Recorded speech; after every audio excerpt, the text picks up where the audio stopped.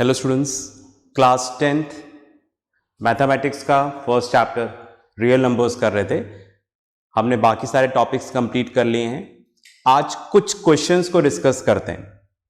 Right, fine. चलिए, मैंने यहां पर बोर्ड पे लिख दिया है क्वेश्चन। इसमें ज़्यादा वेरिएशंस नहीं है, आपको इतना ही पढ़ना है और इतना ही एग्जाम में आना है। ठीक है, तो देखिएगा किस तरह का क्वेश्चन है। यहां पर क्वेश्चन है, बोर्ड पे लिखा हुआ है पूरा, prove that there is no natural number for which 4 raised to the power n ends with the digit 0। Question में क्या बोल रहा है वो? क्वेश्चन में ये बोल रहा है, राइट, यहां पर जो n है, n की पावर आप कुछ भी रख लो। Right, fine. कुछ भी का मतलब any natural number. Right, fine. तो यहां पर n की पावर कोई सा भी आप नेचुरल नंबर रख लो। ठीक है, right. Natural number means which starts from 1। तो n की पावर यहां पर कोई सा भी आप नेचुरल नंबर रख दें। राइट, ऐसा कभी नहीं होगा कि यहां पर n की पावर रखो और ये किससे एंड हो? डिजिट 0 से एंड हो। समझ रहे हैं क्वेश्चन क्या कहना चाह रहा है? Prove that there is no natural number for which 4 raised to the power n ends with the digit 0। जैसे आप देखो, मैं यहां पे बता देता हूं। मैंने लिखा 4 raised to the power 1, n की जगह नेचुरल नंबर 1 लिख दिया, तो क्या हो जाएगा? 4। Right, fine. तो क्या पावर 1 रखने पर यहां पर लास्ट डिजिट 0 है क्या? नहीं, एक ही डिजिट है। राइट, और वो भी क्या है? 4। चलिए, आपको बात नहीं समझ में आई होगी। ओके, क्वेश्चन समझ रहे हैं अभी, है ना? इसको हटा देते हैं। अब मैं यहां पर सपोज मैंने यहां पर रख दिया 2। राइट, n की जगह 2 रख दिया, तो 4 का स्क्वायर।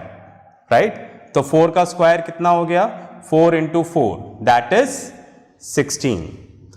अब आप देखो, यहां पर n की जगह नेचुरल नंबर 2 रखने पर यह डिजिट किससे एंड हो रहा है? 6 से एंड हो रहा है। राइट, सपोज इसको भी रब करते हैं। अब यहां पर मैंने पावर रख लिया 3 रख लिया, तो 4 into 4 into 4 तो कितना हो जाएगा? 64। अब मैंने यहां पर n रख लिया नेचुरल नंबर 3, तो ये किससे एंड हो रहा है? 4 से। समझ रहे हैं मेरी बात? तो क्वेश्चन में क्या बोल रहा है यहां पर कि आप n की पावर कुछ भी रख लो, एनी नेचुरल नंबर। कुछ भी का मतलब एनी नेचुरल नंबर। ठीक है, कभी भी ऐसा नहीं होगा, राइट, कि आप पावर में कोई नेचुरल नंबर रखो और ये किससे एंड हो? 0 से एंड हो। ऐसा कभी नहीं होगा। ये बात आपको प्रूफ करनी है। राइट, जैसे हमने यहां पर 2 रखा तो 6 से एंड हो रहा था, 3 रखा तो किससे एंड हो रहा है? 4 से एंड हो रहा है। तो ऐसा कभी भी नहीं होगा कि ऐसा आ जाए, 0 आ जाए, 0 से एंड हो। ऐसा कभी नहीं होगा। इस बात को आपको प्रूफ करना है। क्वेश्चन समझ पाए? राइट, तो क्वेश्चन मैंने आपको समझाने की कोशिश करी। तो क्वेश्चन क्या बोल रहा है यहां पर? ठीक है, राइट। क्वेश्चन ये बोल रहा है, prove that there is no natural number. ऐसा कोई नेचुरल नंबर नहीं है। ठीक है, राइट, फाइन, जो आप यहां पर रखो n की जगह और रिजल्ट किससे एंड हो? 0 से एंड हो। ऐसा पॉसिबल नहीं है। ये चीज प्रूव करनी है आपको। ठीक है, समझ में आ रहा है? Okay, fine. तो prove that there is no natural number. ऐसा कोई नेचुरल नंबर नहीं है जिसको आप 4 की पावर में रख दो और रिजल्ट किससे एंड हो? 0 से एंड हो। ओके, चलिए करने की कोशिश करें। Okay, we know that, answer शुरू हो गया। We know that any positive integer ending with the digit 0 is divisible by 5। Right, अब आपको क्या बोल रहे हैं? हमने यहां पर एक कॉन्सेप्ट पढ़ा। क्या पढ़ा? राइट, ऐसा कोई सा भी नंबर जो 0 से एंड हो रहा हो, कोई सा भी नंबर ले सकते हो, है ना, नंबर चेंज करता जा रहा हूं मैं, कोई सा भी नंबर ले लो जो 0 से एंड हो रहा हो, तो क्या बोल रहे हैं, is divisible by 5। Divisible by 5 मतलब अगर आप उसको 5 से डिवाइड करोगे तो कंप्लीटली डिवाइड हो जाएगा, रिमाइंडर 0 आ जाएगा, है ना। तो क्या बोल रहे हैं, we know that any positive integer ending with the digit 0 is divisible by 5। तो ऐसा कोई सा भी नंबर ले लो आप जो जिसके यूनिट प्लेस पे क्या हो, 0 हो, वो हमेशा किससे डिविजिबल होगा, 5 से डिविजिबल होगा। अब बता रहे हैं कि 5 से डिविजिबल होने का मतलब क्या है। 5 से डिविजिबल होने का मतलब यह है कि अगर आप उस नंबर के फैक्टर्स करोगे, कैसे, प्राइम फैक्टराइजेशन पढ़ चुके हैं हम लोग, must contain the prime 5। Okay, दो तरह से समझाया, ठीक है, राइट। जैसे आप लें,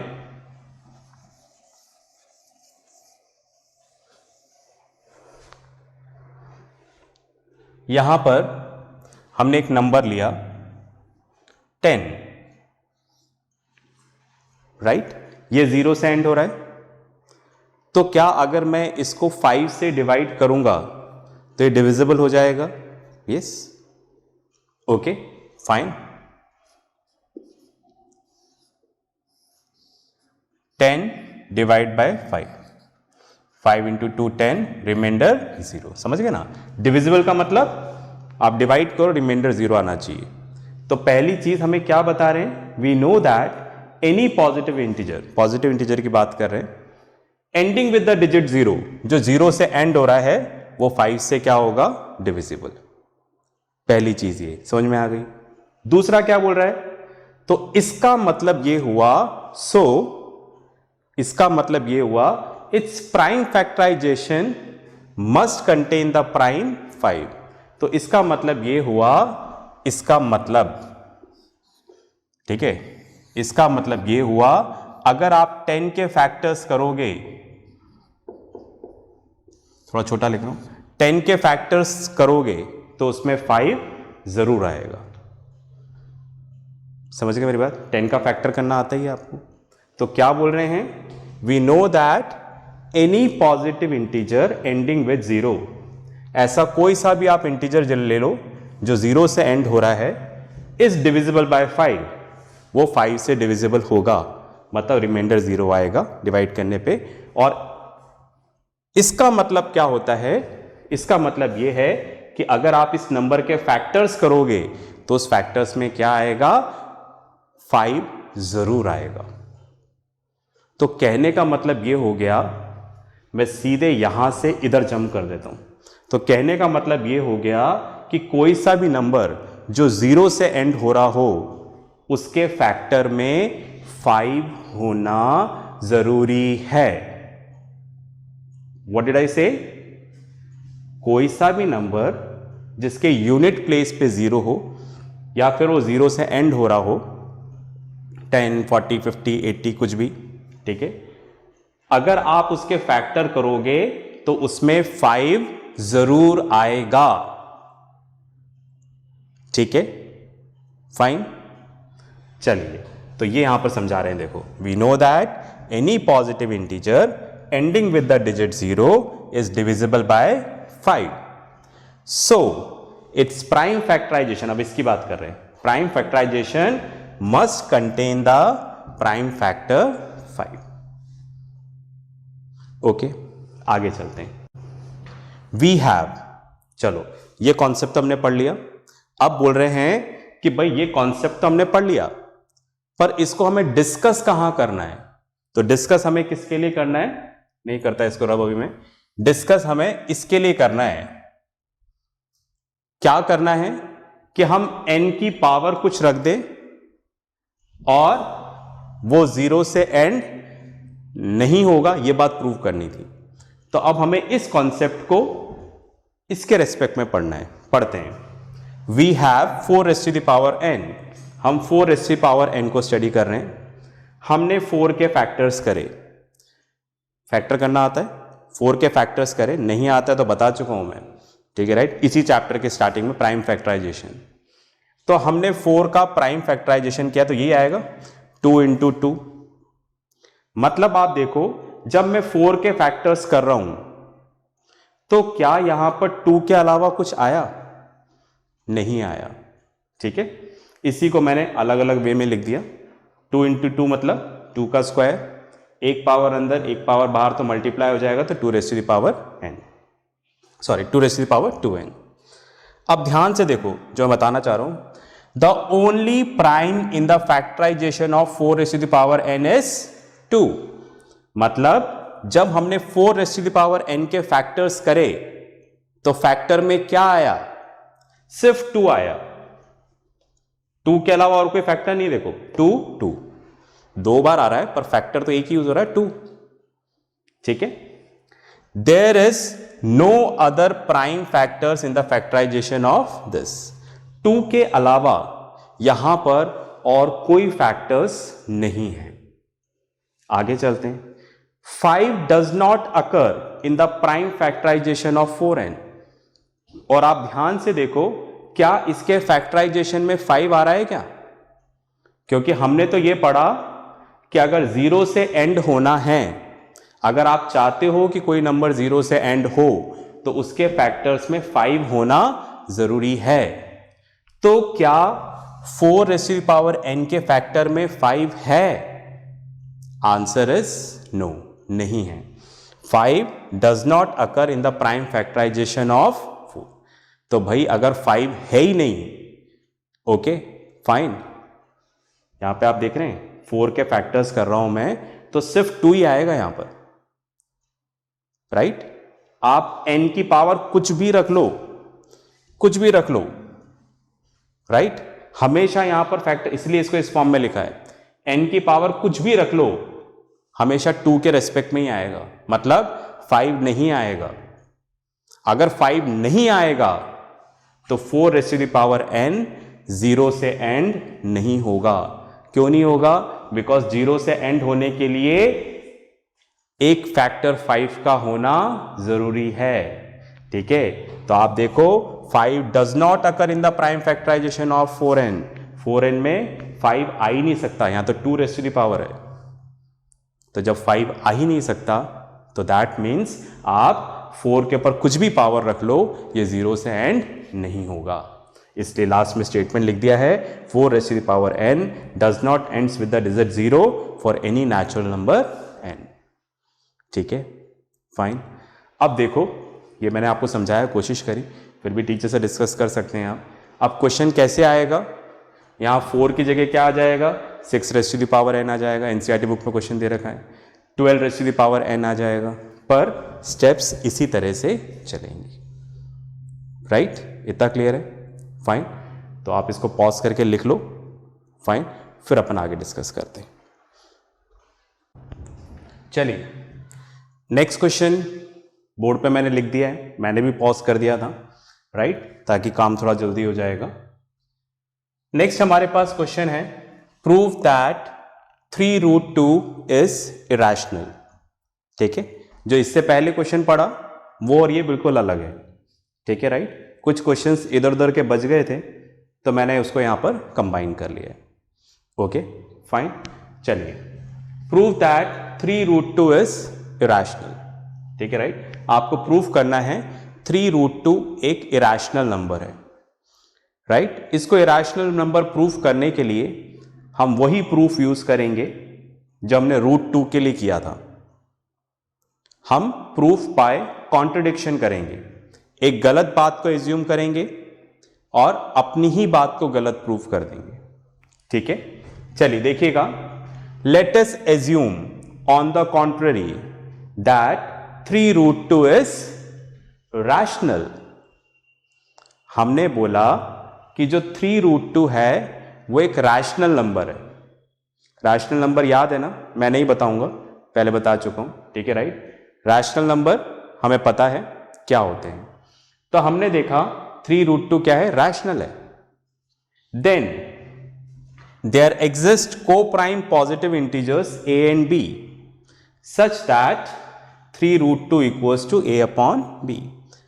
तो हमने क्या बोला कि अगर 3√2 यहां पर क्या है, रैशनल नंबर है, तो हम उसको P अपॉन Q की फॉर्म में लिख सकते हैं, numerator upon denominator, numerator upon denominator की फॉर्म में लिख सकते हैं अगर 3√2 रैशनल नंबर है तो, जिसमें न्यूमरेटर और डिनोमिनेटर क्या है, कोप्राइम पॉजिटिव इंटीजर्स। ठीक है, तो अगर हम ऐसा लिख सकते हैं, 3 यहां पर मल्टीप्लाई हो रहा है तो इधर जाकर डिवाइड हो जाएगा, राइट। तो दैट मीन्स यहां पर क्या रह जाएगा, √2 equals to a upon 3b। पर ध्यान से इस स्टेप को देखो, आपने एक गलत बात मानी थी। क्या माना था कि 3√2 क्या है, रैशनल। यह आपने गलत बात एज्यूम करी, ठीक है। और अगर ये रैशनल है तो P अपॉन Q की फॉर्म में आएगा, तो हमने ये वाली स्टेप लिखी। इस वाली स्टेप से ये आ गया √2 equals to a upon 3b। पर आप देखो ये तो क्या हो गया, a अपॉन 3b क्या है, रैशनल नंबर। क्यों, a b 3 तीनों इंटीजर्स हैं, P अपॉन Q की फॉर्म में है, नीचे जीरो नहीं है, तो ये रैशनल नंबर है। और जबकि हम पहले ही क्या प्रूव कर चुके हैं, √2 क्या है, इरैशनल नंबर है। मतलब ये गलत स्टेप आ गई यहां पर। मतलब आपने एक तरह से क्या प्रूव कर दिया, irrational number equals to rational number, ये प्रूव कर दिया। मतलब ये तो इरैशनल है, ये रैशनल है, जो कि पॉसिबल नहीं है। तो ये गलत स्टेप क्यों आई, क्योंकि आपने एक गलत बात एज्यूम करी। समझ गए मेरी बात, ठीक है, राइट, फाइन। तो इससे तो क्या स्टेप आया, √2 is rational. This contradicts the fact that √2 is irrational. हमने तो प्रूव कर दिया कि बिकॉज अगर ये रैशनल है तो ये भी रैशनल होगा, दोनों इक्वल है। बट हम पहले क्या प्रूव कर चुके हैं कि √2 क्या है, इरैशनल नंबर है, राइट। तो हम जब कर रहे हैं तो इरैशनल आ रहा है, जबकि फैक्ट ये है कि इरैशनल है। तो ऐसी गलत बात यहां पर क्यों आई, क्योंकि आपने एक गलत बात एज्यूम करी। हमारा यहां पर एजम्पशन क्या है, गलत। So our assumption is not correct, hence 3√2 is an irrational number. इतनी बात में आ गई। मैंने आपको बताया था, अगर आपको याद है, कि जैसे आपसे बोला 3√2 है, इसको इरैशनल नंबर प्रूफ करना है। तो देखो क्लास 10 तक आप जितने भी नंबर पढ़ रहे हैं, 3√2 लिखा मैंने, जितने भी नंबर पढ़ रहे हो आप यहां पर, वो या तो क्या होंगे, रैशनल होंगे, या फिर वो क्या होंगे, इरैशनल। क्लास 10 तक आप जितने भी नंबर पढ़ रहे यहां पे आप पढ़ोगे या पढ़ रहे हैं, वो इन दोनों में से एक होंगे। तो या तो मैं क्या प्रूफ कर दूं कि 3√2 इरैशनल नंबर है, एक प्रूफ का तरीका ये हो गया। और दूसरा प्रूफ का तरीका क्या हो गया कि मैं ये प्रूफ कर दूं कि 3√2 रैशनल नहीं है। तो अगर मैं ये प्रूफ कर दूं कि 3√2 रैशनल नहीं है, तो क्या होगा, वो इरैशनल हो जाएगा। समझ गए ना, प्रूफ के दो तरीके। या तो मैं प्रूफ करूं कि ये इरैशनल है, या मैं ये प्रूफ कर दूं कि ये रैशनल नहीं है। अगर नहीं होगा तो क्या बचा है, इरैशनल ही बचा है। तो हमने वही प्रूफ किया, राइट, कि ये वाला नंबर रैशनल नहीं है। अगर रैशनल नहीं है तो क्या होगा, इरैशनल ही होगा। ठीक है, फाइन। तो अब देखो क्या होगा, इस तरह के क्वेश्चन में क्या आ जाएगा, जैसे मल्टीप्लाई था तो कभी प्लस आ जाएगा, कभी माइनस आ जाएगा। बस आपको इसी तरह से कर देना है स्टेप्स को। बस में आ गई, ठीक है, राइट। इसको पॉज करके लिखो, मैं इतना रब कर देता हूं, फिर अपन आगे डिस्कस करते हैं।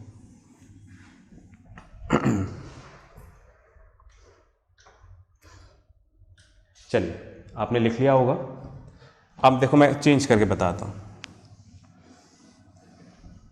जैसे सपोज यहां पर क्वेश्चन दे दिया आपको,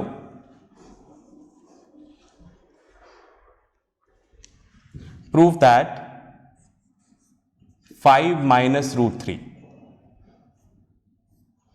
is irrational. सेम स्टेप्स चलेंगे।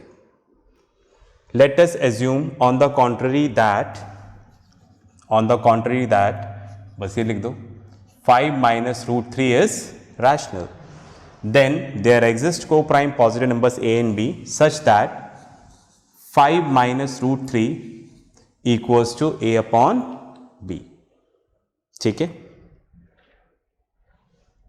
इधर लिख देता हूं, बस 2 स्टेप्स और ज्यादा करनी पड़ेंगे यहां पर।